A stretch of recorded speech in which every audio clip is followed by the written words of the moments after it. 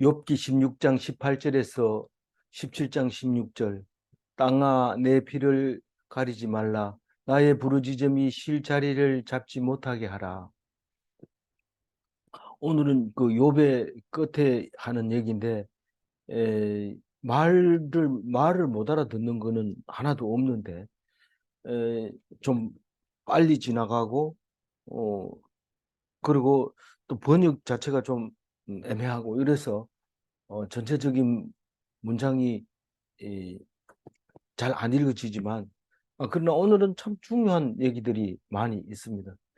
그 중에서 가장 중요한 것이 예수님을 직접 지칭하는 이야기가, 이제 중보자 이야기가 나오게 되죠. 그래서 그것만 해도 중요하지만 뒤에 나오는 거 보면은 굉장히 심도 있는 이야기를 하고 있는데 우리는 그것을 어, 빨리 잡아내지 못하고 있습니다. 못하기가 쉽습니다. 음, 어제는 음,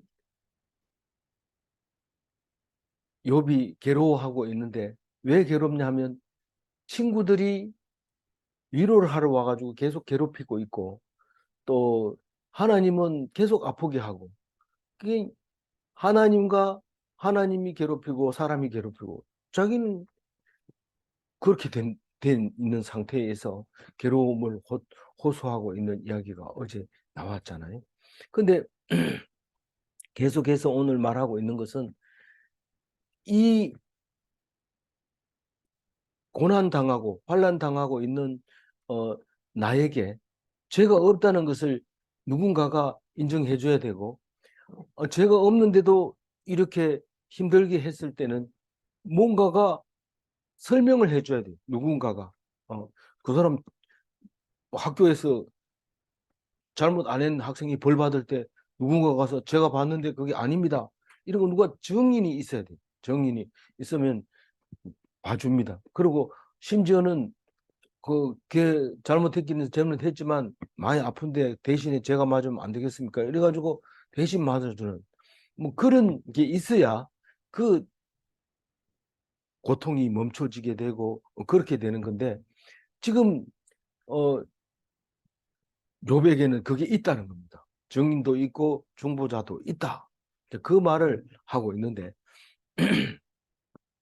그런데 왜 땅아 내 피를 가리지 말라, 나의 부르짖음이 쉴 자리를 잡지 못하게 하라, 이런 말을 합니까? 이 땅은 내가 이제 서울에 가기 전에는 땅입니다. 서울은 땅 밑에 들어가는 걸 서울이라고 해요. 근데 땅이 내 피를 가리지 말라 이러면 이게 억울한 죄를 말하고 있는데, 내 죄를 가리지 말고 내놔라. 그리고 내가 부르짖는 지점이 쉴 자리를 잡지 못하게 하라. 쉴 자리를 잡지 못하게 하라. 이 말은 쉬지 않고 부르짖도록 해달라는 거예요. 땅 보고 얘기하는 겁니다. 내가 쉴 새 없이 부르짖게 해달라고. 그리고 어, 절대로 죄를 드러나게 해달라고. 드러나게 해달라고. 왜 그럴까요? 그거에 대해서 판결을 내리겠다는 거죠. 내가 죄가 뭐가 있는지, 그리고 죄가 있다 해도 그 죄에 대한 대신 질 사람이 있다는 그 자신감 때문에 이런 말을 하고 있는 거죠. 그러면서 음, 음, 죄 꺼내봐. 그리고 내가 말할 수 있도록 해줘. 이래놓고는 그다음 뭐가 있습니까? 당당하게 믿는 구석을 말하죠. 믿는 구석이 있으니까 큰 소리 치는 거니까. 19절 읽어보면. 지금 나의 증인이 하늘에 계시고 나의 중보자가 높은 데 계시니라. 사실은 재판하러 갔을 때 증인이나 중보자나 같은 의미를 가지고 있습니다만은, 어쨌거나 왜냐하면 중보자는 죄를 속해준, 음, 구속해준, 구원해준, 그리고 화해시키는, 뭐 화친시키는 이런 뜻을 가지고 있는 게 중보자지만은, 어, 증 증인은 죄 없다고 인정하는 사람을 증인이라고 말하는 거죠. 결국은 이분이 하늘에 계신다고 그러니까 뭔지는 모르지만 하늘에 있다는 거예요. 욥이. 근데 그게 예수님이 오셔가지고 그게 바로 나다 이렇게 얘기를 하시게 되는 거죠. 근데 욥은 어떻게 알지도 못하고 이렇게 벌써 말로 하고 기대를 했습니까? 그래서 성경에 나온 거죠. 아브라함도 알 수는 없지만 보지 못하는 것을 믿고 그렇게 따라왔던 것처럼 욥도 그렇게 돼서 결국은 예수님을 음, 오시게 함으로써 성경이 바로 나를 쓴 것이다 말할 수 있게 해 주신 거죠. 그래서 그 여기서 우리가 중보자라는 말을 쓸 때 이 중보자는 어 많은 사람이 아브라함도 중보자고 모세도 중보자고 선지자도 중보자고 제사장도 중보자고 그러나 가장 큰 중보자는 누굽니까? 예수. 예수님이 우리의 중보자 되신다. 죄 있는 사람을 하나님 앞에 데리고 와서 죄 없도록 해주는 사람들을 말하고 있는 거죠. 근데 그분이 또 하늘에 계신단 말이에요. 그 하나님, 예수님은 하늘, 또 중보자도 되시고 정인도 되시는 그분이 하나님이 계신다고 하는 거죠. 그 우리는 뭐 안 봤으니까 안나, 아나 이런데 성경을 보면은요, 성경을 안 봐도요, 성경 안 본다고 깔보면 안 돼요. 왜냐하면 그 속에 하나님을 보는 눈이 있을 수 있어요. 근데 우리는 성경을 보고 알지만 진짜 믿음이 있는 사람이 있는데 그 사람은 표현을 못 하죠. 뭘 안 봤으니까 말을 못 하니까. 지금 요번 안 보고도 지금 속이 답답해 어 하면서 지금 믿고 있는 거죠. 20절 읽어보면 어, 나의 친구는 나를 조롱하고 내 눈은 하나님을 향하여 눈물을 흘려. 그러니까 친구들은 왜 조롱을 합니까? 이거 지금 죄가 있으니까 그렇지. 예? 잘못했다고 빌고 그냥 싹싹 빌면 하나님 봐줄 수도 있을 거야. 그러면서 그런죠. 이게 뭐냐 하면 공부 안 하고 가지고 있는 지식인데, 아, 그럼 공부하면 괜찮나 이러면 공부해도 비슷합니다. 예, 공부 하나 안 하나 종교적으로 들어가면 다 비슷합니다. 네 다른 거 필요 없고 그냥 잘못했다고 빌어. 그리고 재물을 많이 바쳐. 그러면 혹시 낫게 할 수 있지 않느냐. 만약 네 죽으면 그 재산 다 소용없잖아. 그러니까 잘못했다고 해고 빌어. 누가 제일 잘합니까? 무당이 제일 잘하지. 무당이. 네 이럴 때는 이렇게 해야 돼. 이러면서 돈 얼마 가져와. 큰굿 해야 돼. 뭐 이렇게 하는데 우리가 무당 보고 웃지요. 근데 사실은 내가 그렇게 하는 거야. 내가 음, 하나님이 용서해 줄 거야. 용서를 빌어. 이렇게 하는. 조롱하는 거죠. 이 욥이 볼 때는 내 죄는 내가 잘 알지 네가 더 잘 아냐. 이러면서 지금 욥이 보면 가짜는 거죠. 세상에 에, 죄 없는 사람 누가 있나 막 이랬다가 또 뭐 죄 죄인은 없이 아픈 사람 어디 있나 뭐 이랬다가 막 계속 얘기를 하니까 친구들에게 괴로움을 당하는 거죠. 근데 아무리 친구들이 나를 조롱하고 이 나의 친구는 나를 조롱하고 내 눈은 하나님을 향하여 눈물을 흘린다고 얘기를 하고 있는데 니들은 나를 보고 그렇지만 내가 너희들을 본다면 너희들이 하라는 대로 다 할 거야. 소잡으로 하면 소잡고 다 잡겠지만 그게 아니라는 거죠. 그래서 나는 너희들을 안 보고 하나님을 보고 눈물을 흘린다. 왜 눈물을 흘립니까? 원래 이게 아니잖아요. 이게 뭡니까? 이렇게 이제 눈물을 흘리는 거죠. 단언. 눈물을 흘린다는 겁니다. 단언한다.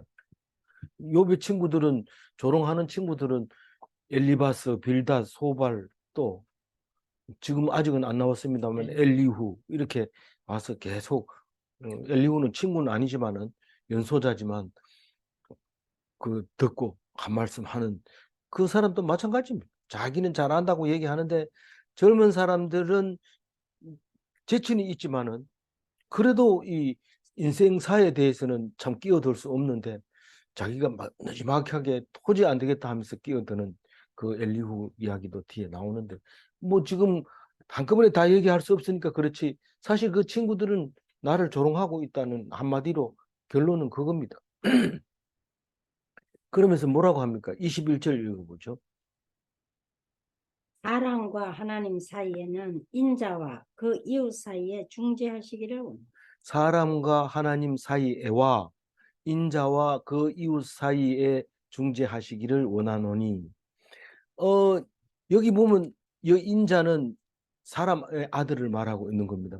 그 사람의 아들을 어, 라는 단어를 잘 안 쓰는데 여기서 쓴 것은, 여기는 예수님을 표현한 게 아니고 이제 그 사람을 다시 쓴 거죠. 다 여자가 낳은 자식 뭐 이렇게 썼는데 다른 게 아니고 하나님과 사람입니다.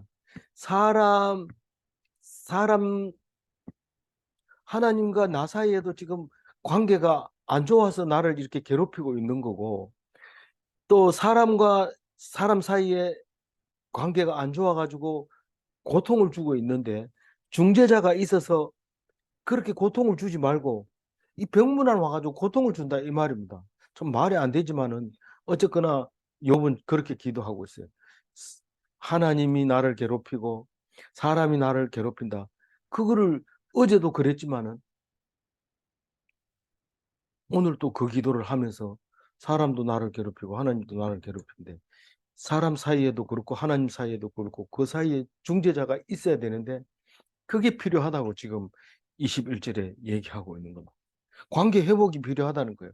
우리가 일생 살아가면서 가장 큰 문제는 사람 문제입니다. 돈이 문제나 뭐 문제나 이래도 사람 사이의 문제가 제일 크다고. 직장 생활을 할 때도 학교 생활을 할 때도 집에 일을 할 때도 돈이 문제가 아니고 사람 사이의 관계 문제입니다.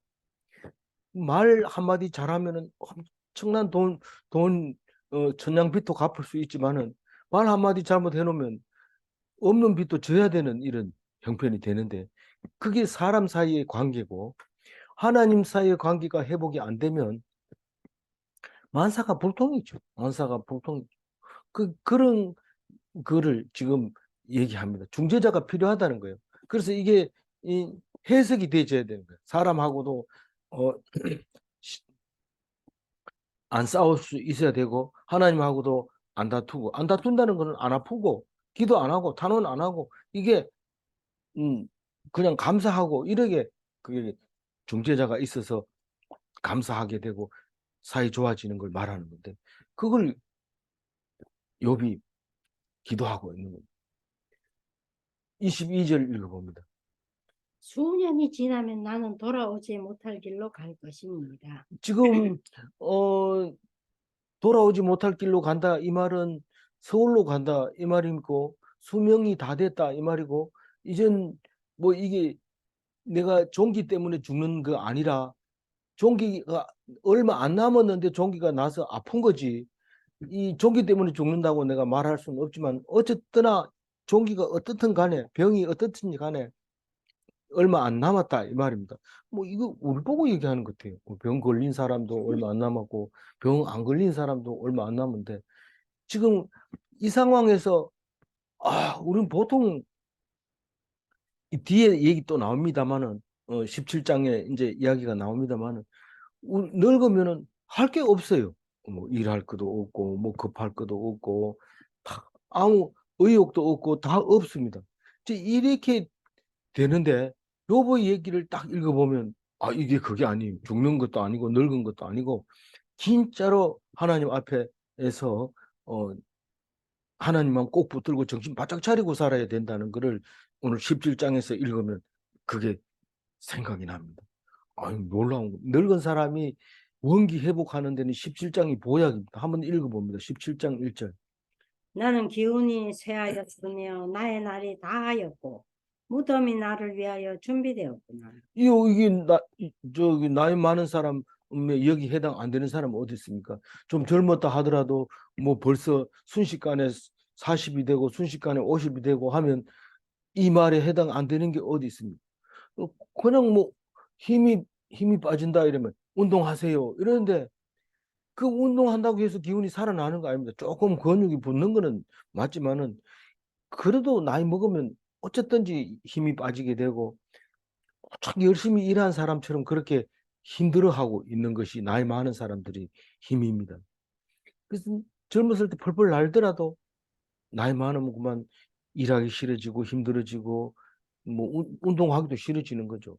그리고 힘이 있을 때 운동 좀 하고 이렇게 하는 거지. 나이 많으면 운동도 안 하는 거예요. 그냥 하라니까 억지로 하는 거고 그냥 음, 일처럼 그렇게 하고 있는 거죠. 그 어, 나의 날이 다하였고 무덤이 나를 위하여 준비되었구나. 이게 22절이 22절하고 같은 말이에요. 17장 1절하고 22절하고 같은 말이에요. 예. 준아 마이크 꺼주세요. 네, 껐습니다. 예. 어, 그래서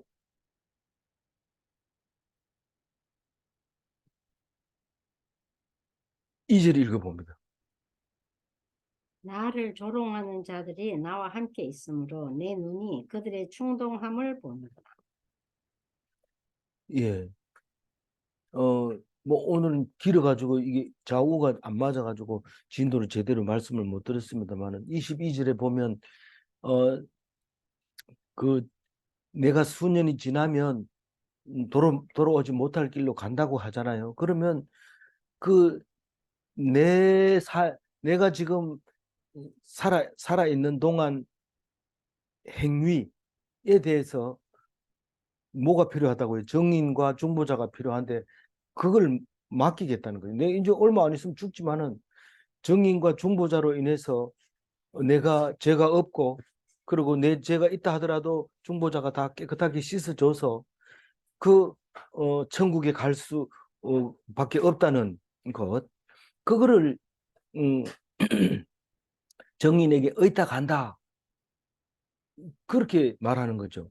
다시 말해서 우리가 이 성경을 읽을 때 다르게 읽으려면 보지는 못해도 바라고 믿음으로 예수님께 나를 의탁한다. 그 말이 내가 돌아오지 못할 곳으로 이제 간다. 그렇게 말할 수 있는데 그 로마서에 보면 4장 18절에 아브라함이 바랄 수 없는 중에 바라고 믿었으니 하고 아브라함에 대해서 이야기하고 오직 믿음이라는 거죠.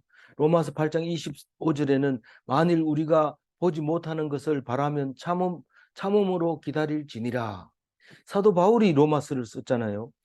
근데 그 사도 바울이 이 인내를 생각할 때 우리는 욥을 생각하지 않을 수가 없게 돼 있는 거죠. 그래서 우리가 힘이 없고 이제 무덤이 준비되어 있으니까 빨리 안 죽나 이러고 계속 죽는 생각만 하면 욥의 욥기를 안 읽은 사람들이죠. 근데 욥기를 읽은 사람은 하나님께 맡기고 끝까지 완주할 때까지 내가 흔들리지 말고 어떻게 해야 돼요? 음, 믿음으로 달려가야 돼. D-Day와 V-Day 사이의 삶을 살아가야 돼. 조금도 마음 놓으면 안 됩니다. 이제 뭐 믿어가지고 뭐 하겠나 이러긴다든가 이러면 안 되고 서울에 들어갈 때까지 끝까지 믿음을 붙잡고 있어야 돼.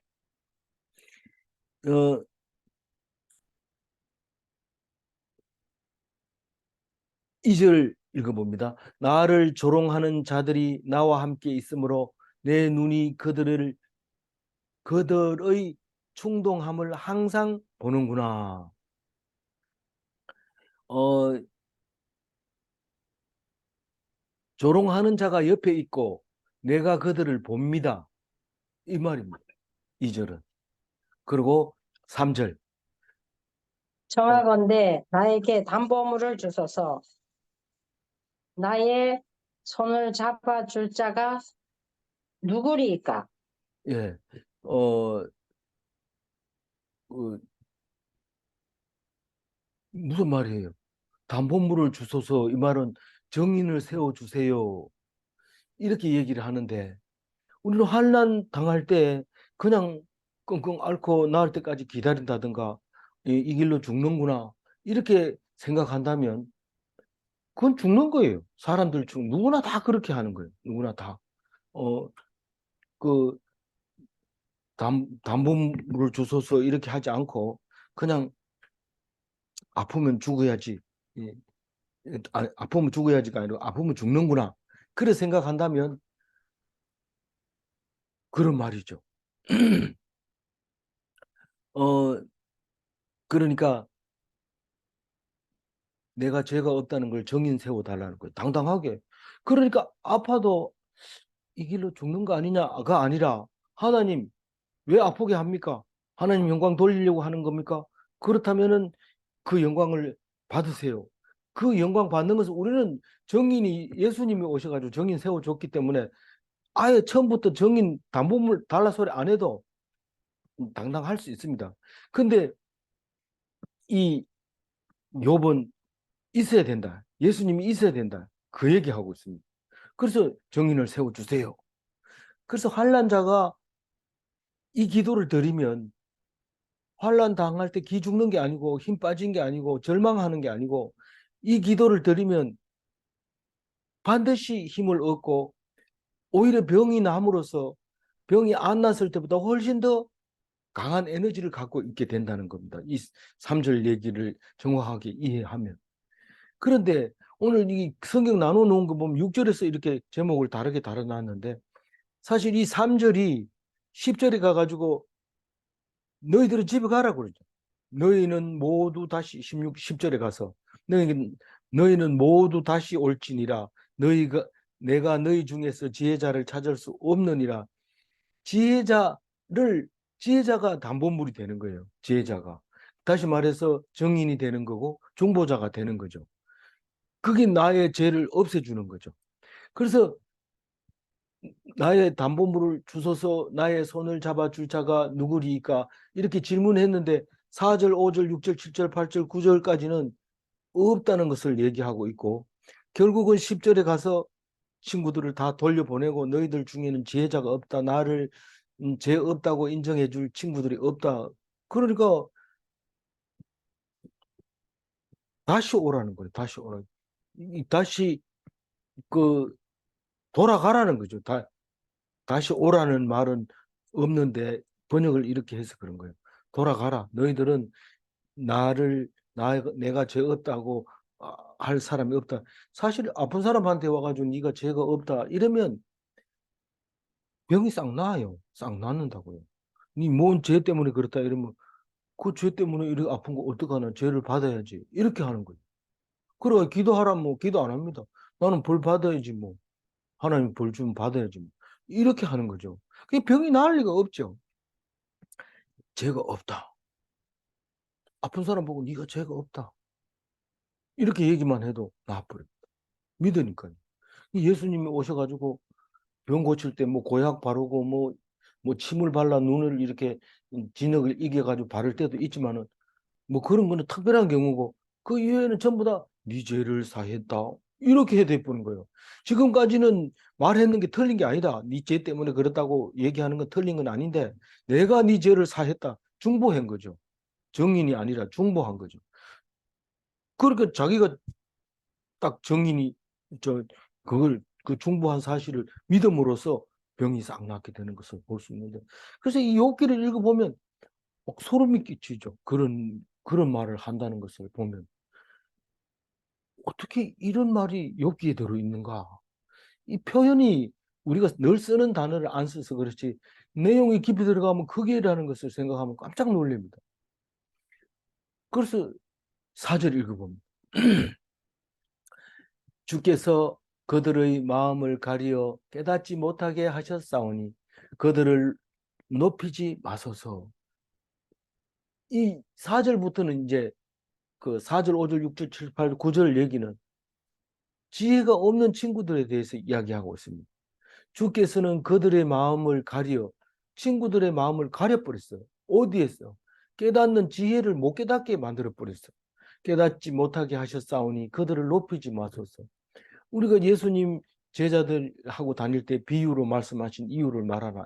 왜 자꾸 비유로 말합니까? 이러니까 모르는 사람은 알아들어 가지고 믿지도 않은 사람이 그 말귀를 알아들어서 구원받을까 봐 내가 비유로 말하고 또 제자들은 아는 사람들은 뭐 꼭 제자라는 말을 안 했지만 내 말을 알아듣는 사람은 비유로 말하면 더 큰 은혜를 받으니까 비유로 말한다. 그렇게 말할 때 그게 여기 똑같은 말이에요. 이 4절 얘기가. 그들의 마음을 막 이게 친구 누구라고 이름을 딱 찔러가지고 얘기는 안 하지만 지금 와 있는 위로하러 온 사람들 마음 다 똑같다는 거예요. 그들의 마음을 하나님이 딱 가려가지고 지혜가 없게 깨닫지 못하게 했는데 그들은 깨닫게 하면 높아져서 안 됩니다. 그럼 높이지 말아달라고 얘기를 합니다. 5절 읽어봅니다. 보상을 얻으려고 친구를 비난하는 자는 그의 자손들의 눈이 멀게 되리라. 이 구절을 왜 얘기를 할까요? 갑자기 왜 친구를 뭐 보상을 얻으려는 친구를 얻으려고 친구를 비난하는 자는 이렇게 말할까요? 저는 이거를 읽으면서 병문안 간 사람의 자세가 들통이 나는 것을 말하고 있는 것 같아요. 우리가 왜 병문안 갑니까? 사실 남 병 났는데 뭐 자기가 신이 나서 갑니까? 그러면 안 되죠. 자기가 신나가지고 야 나는 이렇게 건강하다는 걸 내가 가서 보여주면서 나처럼 매일 맨발 운동 맨발로 몇 킬로미터 걸으라고 해야지. 그 친구가 운동 안 하더라고 이러면서 자랑하려고 갑니까? 아니면은 음, 뭐 때문에 갑니까? 여기 보상을 얻으려고 이거는 그거 비슷한 것도 포함이 되지만 이 친구들이 만약에 문병을 안 갔으면 어떻게 될까요? 나중에 만났을 때 니 내 병원에 있을 때 문병도 안 왔잖아. 이럴까 봐 그게 겁이 나가지고 가는 거예요. 그리고 또 그냥 가가지고 또 속이 들킬까 봐 또 돈도 좀 넣어가잖아요. 음, 환자가 뭐 돈 필요하겠어요. 물론 뭐 치료비에는 좀 보탬이 되겠지만은 아, 하여튼 그거 가지고 되겠습니까? 택도 없지. 근데 그 돈을 탁 넣어가지고 가서 뭐 맛있는 거 좀 사 먹어 이러면서 주는데 이게 들통나. 보상을 얻으려고 친구들이 온 거예요. 그리고 와가지고는 친구를 비난하는 거죠. 네가 그러니까 그렇게 아픈 거야. 왜 그런 쓸데없는 짓을 해? 우리는 마음속에 다 그게 들어 있습니다. 누가 조금만 다쳐도 봐라 그게 쓸데없는 짓을 하다 그렇잖아. 이러고 누가 뭐 진찰을 해가지고 나쁜 결과 나오고 왜 그 쓸데없이 진찰을 해가지고 가만히 있어도 될 텐데 병 얻어가지고 그렇게 합니까? 이렇게 말할 때도 있습니다. 근데 이게 보상을 얻으려고 친구를 비난하는 자입니다. 그게 문병 문병 가는 친구들의 마음. 누 우리 집사님이 아파 보니까 알지만 누가 내 마음 알아줍니까? 그 누가 내 마음 알아주자. 아픈 친구가 아무리 많아도 내 대신 아파줄 사람이 아무도 없더라고. 근데 왜 갑니까? 뭐 대신 아파줄 수도 없는 사람이 왜 간다고요? 보상을 받으려는 친구. 가가지고 어떻게 한다고요? 친구 속을 벅벅 끓는 거죠. 근데 그래도 하나님 모르는 사람은 친구들이 많이 와서 하라는 대로 고약도 발라보고 뭐 호박, 수박도 삶아보고 그렇게 먹지만은 그거는 오히려 사람 더 힘들게 만들어. 안 그래도 편하게 쉬어도 되는데 뭐 하라니까 해봤나? 이러고 또 뭐 전화 와가지고 또 그러고 그 병원 말고 다른 병원 가란 말이야. 뭐 이러면서 이렇게 하는 게 친구들이 와서 지금 병문안 하는 모습을 5절에서 보여주는데 저는 사실 이게 말도 안 되지만 그런 상상을 하면서 매우 오랫동안 묵상하게 됐습니다. 6절 읽어봅니다. 하나님이 나를 백성의 속담거리가 되게 하시니 그들이 내 얼굴에 침을 뱉는구나. 이 하나님을 나를 속담거리가 되게 했다는 게 뭡니까? 그렇게 잘난 체 아들도 별일 없더라고. 뭐 이러면서 음, 그렇게 잘 나가던 사람도 한 방 맞으니 끝나대 한 방에 가. 이게 이제 하나님의 속담거리. 한 방에 싹 간다. 이런 친구들이 비웃는 거죠. 뭐 그렇게 잘 나가더니 이게 속담거리. 그러면서 그들이 내 얼굴에다 침을 뱉습니다. 그래 뭐 계속 잘할 수 있는 건 줄 아나 이러면서 침을 7절 읽어봅니다. 내 눈은 근심 때문에 어두워지고 나의 온 지체는 그림자 같구나. 지금 내 상황이 그렇습니다. 근심 때문에 어두워진다. 이게 뭐 죄도 없으면서 왜 아파가지고 걱정하냐? 그럼 낫겠지. 그럼 믿음도 없냐? 이게 이제 이 병문안 간 사람들이 잘난 척하고 자기 신앙 좋은 척하고 그 친구를 비난하고 있는 거죠. 근데 실제로 솔직하게 그렇게 얘기합니다. 내 지금 내 눈은 완전히 어두웠어. 이 피부병 걸렸는데 왜 눈이 어두워지냐? 내가 저녁마다 우니까 이 눈이 안 보이니까 죽을 지경. 이게 예수님이 겟세마네 기도할 때 나는 지금 근심이 돼서 죽을 지경인데 너희들 잠이 오냐? 그렇게 제자들한테 말할 때 예수님 십자가 지러 온 게 아니에요? 깜짝 놀랐네. 뭐 근심될 게 뭐 있어요? 그냥 죽으세요. 이게 놀리는 거죠. 비난하는 거죠. 근데 예수님은 땀이 피가 되도록 겟세마네 기도를 하고 있습니다. 그러면서 지나온 걸 생각해 보면 내가 그동안 애쓰고 힘쓰고 형체를 살리려고 애썼는데 그림자 같이 지나가 버려. 형체를 알아볼 수 없도록 돼버린 거예요. 내 인생이 삶이. 지금 아플 때 다 그런 생각이 들어요. 8절 읽어봅니다. 정직한 자는 이로 말미암아 놀라고 죄 없는 자는 경건하지 못한 자 때문에 분을 내나니. 우리 예수를 믿으면서 이 8절이나 19절 이런 말씀은 이해가 되지만 맨 처음에는 이게 우리는 선과 악밖에 몰랐거든요. 우리 예수 믿을 때 선하다, 악하다, 뭐 천국과 지옥 이 흑백밖에 몰랐는데 이게 정직하다는 말과 죄 없는 자라는 말과 의인이라는 말이 왜 이렇게 같은 말인데 다르게 써야 되냐 하면은 예수님이 이름이 예수기도 하고 그리스도기도 하고 주님이기도 하고 하나님의 아들이기도 하고 구세주기도 하고 그렇게 많은 이름을 가지고 있는 거나 마찬가지예요. 왜 한 가지면 좋겠는데 그렇게 많습니까? 이런데 그걸 표현하려면 어쩔 수 없이 달라야지 갖다 버리면 이게 안 됩니다. 그 설명이 안 됩니다. 이 8절 9절 읽을 때도 그렇게 생각하고 읽어야 돼요. 그래도 그나마 그, 그 히브리어는 단어가 좀 이런 유의 단어는 많습니다. 그러나 그걸 좀 길어서 그렇지 우리나라 말로 번역이 될 수 있어서 다행입니다. 정직한 자는 이로 말미암아 놀라고 죄 없는 자는 경건하지 못한 자 때문에 분을 내나니 이거를 빨리 읽었을 때 머릿속에 그림을 그릴 수 있기가 어려워요. 왜 이거를 속독을 하고 다독을 하면 그, 음, 그 정독을 하는 것과 다르냐 하면 이 엄청 많은 그림이 들어있는데 이거를 빨리 돌려버리면 못 봅니다.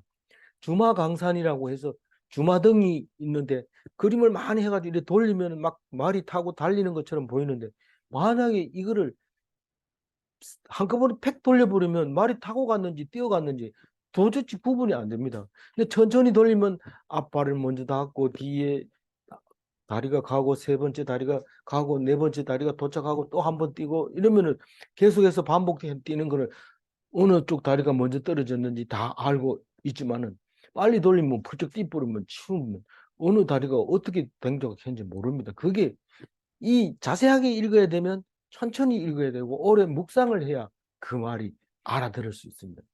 정직하는 자는 이로 말미암아 놀랐다는 말은 무슨 말이냐 하면 정직도 소용이 없구나 하고 깜짝 놀란다. 정직도 소용.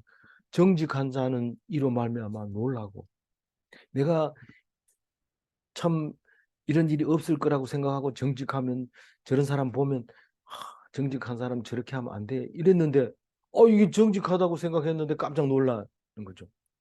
정직해도 소용없구나. 죄 없는 자는 경건하지 못한 자 때문에 분을 내나니 악인이 더 잘 사는 거에 대해서 막 분이 일어나는 거죠. 그게 뭐라고요? 죄 죄 없는 자는 없는 경건하지 자는 못한 자 때문에 분을 내. 죄 없는 자는 죄인이 더 원래 잘 사는 거. 음, 이 죄 없는 자는 분을 내면 안 돼요. 근데 죄 없는 자가 분을 내는데 왜냐하면 죄, 죄 있는 사람이 더 잘 사니까 죄 없는 자가 분을 내지. 그러니까 그렇지, 나도 더 그렇게 할 거야. 말이 안 되잖아요. 그렇게 이 8절 말씀을 읽어보면 세상에 없는 말을 쓰고 있는데 감동을 주는 거죠. 이 8절 말. 9절도 마찬가지입니다. 읽어봅니다. 그러므로 의인은 그 길을 꾸준히 가고 손이 깨끗한 자는 점점 힘을 얻는다. 이게 8절하고 9절 사이에 빨리 읽어보면 안 돼요. 그 사이에 그림 몇 장을 집어 넣어야 돼요. 그 안에다. 그 안에 사이에다 끼워 넣어야 되는데. 그러니까 뭐냐 이게. 착하게 살아야 되냐 안 살아도 되냐 이걸 물어보는 건데 어떻게 해요? 살아야. 이 질문이 없이는 구절을 읽을 수는 없습니다. 이 질문을 하고 읽어야 돼요. 그러니까 분을 안 내려면 악하게 살아야 되냐? 그러면 안 놀래려면은 정직하게 살지 말아야 되냐? 이렇게 물어보고 그러므로 구절 의인은 그 길을 꾸준히 가고 의인은 자기가 믿고 있는 것에 대해서 죽을 때까지 꾸준히 믿고 가야 의인이지. 아, 그래 살아보니 별거 아니네 이러고 중도에 포기하면 의인이 아닌 거예요. 그래서 그러므로 이 사이에 그림을 여러 장 집어넣어야 돼요. 거기다가 사이에다 이미지네이션 내야 되는 거예요. 그 손이 깨끗한 자는 어떻게 한다고요? 점점 힘을 얻는다. 그게 시간이 지나갈수록 깨끗하지 못한 자가 사는 모습이 어려워지고 힘들어진다는 것을 알고 점점 깨끗해. 한번 깨끗해지면 깨끗해지기 쉽지만 한번 더러워지면 깨끗해지기가 쉽지 않습니다. 그래서 깨끗한 자는 끝까지 깨끗해지는 것을 말하고 있는데 10절 읽어봅니다. 너희는 모두 다시 울지니라. 내가 너희 중에서 지혜자를 찾을 수 없느니라. 너희들은 아직 수준이 높아지려면 아직 멀었다. 좀 기다렸다가 와라. 너희들 중에는 지혜자가 없다. 너희 중에 내가 하는 말을 알아듣는 사람이 없다. 이렇게 얘기를 하고 있습니다. 근데 이 말을 알아들을 사람 없습니다. 예수님밖에 없습니다. 아니, 우리 예수 믿는 우리는 좀 알아들을 것 같은데요. 우리가 병문안 가서 진짜 엘리바스처럼 안 합니까? 음, 누굽니까 또? 빌단, 빌닷과 같이 안 합니까? 또 누굽니까? 소발. 소발과 같이 합니다. 그러니까 우리는 나를 보고 있다는 것을 알아야 됩니다. 성경은 나를 말씀하시네요. 그렇게 들어야 됩니다. 근데 병을 앓고 있는 사람이 너희들은 지혜가 없다. 그렇게 얘기해요. 제가 전에도 말씀드렸습니다마는 암 환자한테 가서 무슨 말을 해야 될까? 가슴이 떨리면서 죄인 된 심정으로 들들들 떨면서 가서 처음 만나자마자 얼굴을 환하게 웃으면서 누구든지 앞서거니 뒤서거니 가는 거 아닙니까? 얼마 안 있어 만날 텐데 만날 곳을 가는 거 아닙니까? 그러면서 아무렇지도 않으면서 그렇게 말씀하실 때에 어휴 깜짝 놀래가지고 어쩔 줄 몰라가지고 병문안을 나왔을 때 우리는 그분이 나중에 알아봤더니 암이 다 나았다는 것을 보고 점점 더 그 말씀이 기억에 남는데 이 욥이 이 병문안 온 친구들을 오히려 위로하게 되고 나중에 제사 지내게 되는데 그 이야기가 12월 말까지 연결됩니다. 끝까지 한번 읽어야 되는데 왜 그렇게 하나님은 말씀하실까요? 너희들이 친구하고 똑같다 그 얘기를 하고 있습니다. 그러면서 너희들도 욥처럼 신앙이 좋아질 수밖에 없는데 그것은 예수님 때문에 그렇다 하는 것을 깨닫게 됩니다. 그것을 알아야 되죠. 11절 읽어봅니다. 나의 날이 지나갔고 내 계획, 내 마음의 소원이 다 끊어졌구나. 이거는 아까 얘기한 대로 서울이 이제 다가온다. 이제 16절까지 그 얘기입니다. 내 이제 얼마 안 있어 죽는다. 영적인 게 문제가 아니고 육적인 걸 지금 얘기하고 있어요. 영적이라고 하면 너무 높은 거를 제가 말씀드리고 있는데 예수님 정도 되는 걸 영적이라고 하고 앞에 거는 11절부터는 육적으로 지금 내가 어떻게 생각하고 있고 내가 어떤 상태인지를 말하고 있는 내 날이 지나갔다 이 말은 수명이 다 됐다는 거죠. 수명이 다 되면 계획이 어떻다는 거예요. 이게 앞에 나왔죠, 이 얘기는. 근데 앞에 몇 절이 나왔죠. 제가 프린터가 고장이 나서 지금 없는데 이 늙으면은 수명이 다 되면 계획도 없고 소원도 없어요. 아까 몇 절에 나왔어요? 11절. 11절. 예? 네. 아니 그건 지금 11절을 하고 있는 거고 음, 아까 했는 거예요. 어, 기운이 쇠하여 무덤이 준비되고 음. 7장 1절인가요? 17장 예. 1절. 날이 다하고 무덤이 가까이 준비되어 있는. 우린 다 같은 모습인데 우리 늙으면 다 그 계획도 없어지고 소원도 이제는 없어요.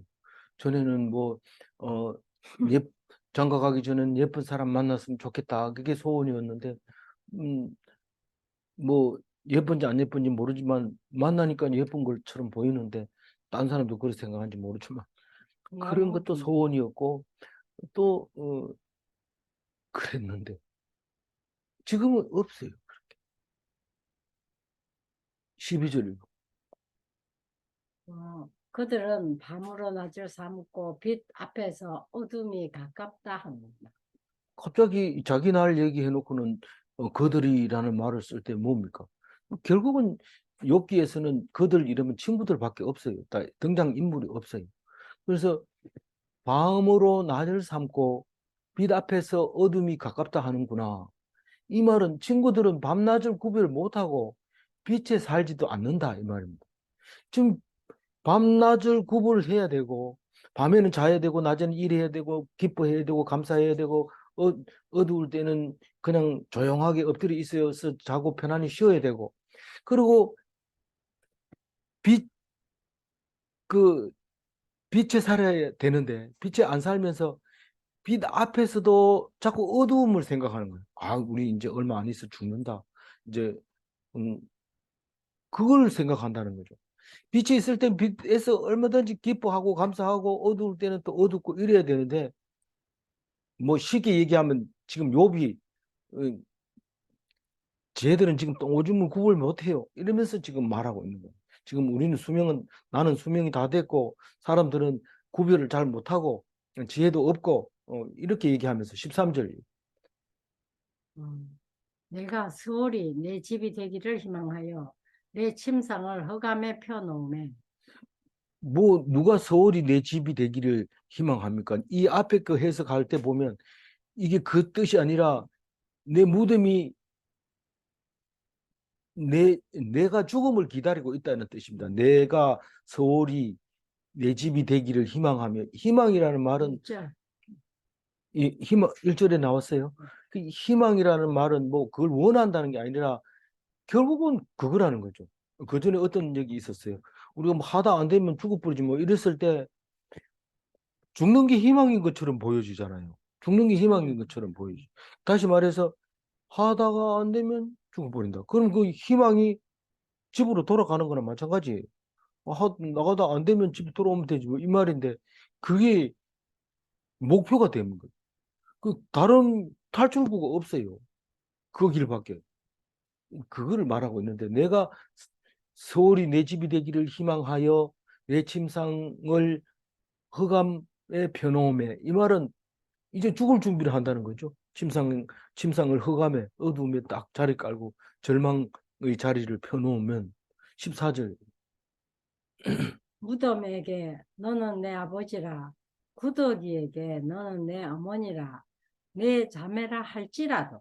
이것도 빨리 읽으면 이해가 안 가요. 이게 무슨 말이냐 이런데 매장지를 아버지 품처럼 들어가서 이렇게 누워 있는 거.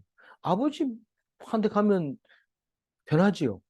잠도 잘 오고 물론 뭐 사이가 나쁘다면 또 다르지만 그 대부분 아버지 이, 이 집에 가거나 나가서 특히 그 탕자일 경우에는 더 그렇습니다. 탕자일 경우에는 아버지 집에 와서 편히 쉬고 싶은 아버지 품처럼 무덤을 그렇게 생각한다든가 구더기에게 너는 내 어머니 내 자매라 할지라도 이 구더기가 어머니 손길처럼 이렇게 와가지고 이렇게 꼬물꼬물 만지고 이렇게 살살 만지는 그런 것으로 여길지라도 좋아할지라도 이 말입니다.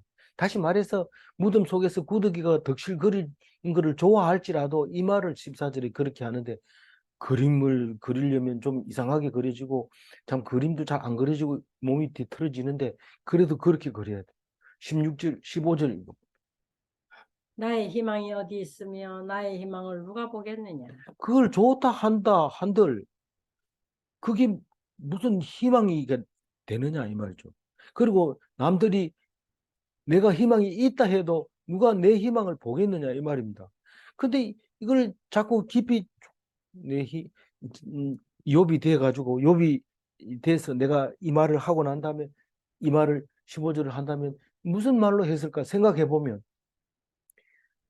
사실 나는 희망이 없다. 육체적으로 보면 희망이 없지만 그러니까 나를 보고 희망이 있다고 보는 사람은 아무도 없다. 그렇게 읽어져요. 읽어지는데 더 깊이 읽으면 없어서 희망이 없어서 못 본다가 아니라 내가 희망이 있는데도 내가 보는 희망을 볼 수 있는 사람의 눈을 가진 사람이 있느냐 이 말이죠. 없다는 거예요. 왜냐하면 앞에 그 말했는 걸 보면 그렇게 말할 수 있는 거예요. 15절은. 16절 마지막 절 읽어보면 우리가 흙 속에서 쉴 때는 희망이 서울의 문으로 내려갈 뿐이니라. 요게 이제 어려운데요. 서울은 흙 속에서 쉬는 게 서울입니다. 서울의 정의를 확실히 안 잡아놓으면 이걸 못 읽는 거죠. 우리가 흙 속에 쉴 때에는 희망이 서울의 문으로 내려갈 뿐이라 이 말은 흙 속에서 쉬는 것이 서울이 간 거고 육체의 마지막 문이 서울이다라는 말입니다. 이 16절 말이. 그러면 요번 지금 할 얘기 다 한 겁니다. 중보자 있고 정인이 있고 너희들 보기에는 희망이 없고 내가 죽는 것밖에 없다. 그렇지만 나는 그 중보자를 생각하고 죽는 것을 끝으로 생각하지 않는다. 이런 말을 하고 있는 것 같아요. 왜 그런 말을 하는 것 같아요? 예수님을 믿고 있기 때문에 예수님이 성경은 나를 쓴 것이다 하실 때 이게 그런 말씀을 하고 계시는구나. 그렇게 들려지거든요. 오늘 중심 말씀 19절 읽고 정리하겠습니다. 지금 나의 정인이 하늘에 계시고 나의 중보자가 높은 데 계시니라. 우리 예수님은 4,500년 전에도 하늘에 계셨고 지금도 하늘에 계시고 영원히 지금이신 하늘에서 우리와 함께 중보자로 살아가고 있는 것입니다. 우리가 모든 원수를 다 이기고 이 나라를 하나님께 바칠 때까지 예수님이 하나님 우편에 앉아 계실 겁니다. 정리하면 나중에 좋은 곳으로 가는 것을 믿는 것이 종교입니다. 모든 종교가 다 그렇습니다. 그러나 그리스도인은 죽은 자 가운데서 다시 사는 것을 믿는 것입니다. 문제를 질문을 합니다. 죽지 않으면 다시 살 수 없는가? 예수님은 말씀하십니다. 죽지 않고 다시 살 수 있는 방법은 없다. 죽어야 다시 산다. 어떻게 죽을 건가 생각하는 게 중요하죠. 문제 2번, 살아서 믿는 자는 죽어도 살고 영원히 죽지 않는가? 질문에 답하시기를 바랍니다. 기도하겠습니다. 하나님 감사합니다. 욥을 통해서 우리의 삶을 가르쳐 주시고 노년의 삶이 욥의 고통과 비유할 수 있게 해주셔서 감사합니다. 욥이 당한 고통이 노년의 환난으로 보여지게 하여 주셔서 결코 우리가 희망이 없는 것이 아니라 끝이 없는 것이 아니라 무덤이 목표가 아니라 하나님께서 영원한 나라를 만들기 위해서 죽어야 다시 산다 하실 때에 죽기까지 믿음을 잃지 않고 최선을 다해서 달려갈 길을 달려가는 믿음 잃지 않는 그리스도인이 되게 하여 주시옵소서. 그렇게 하여 주실 줄 믿사오고 감사하며 우리 주 예수 그리스도 이름으로 기도 올리옵나이다. 아멘.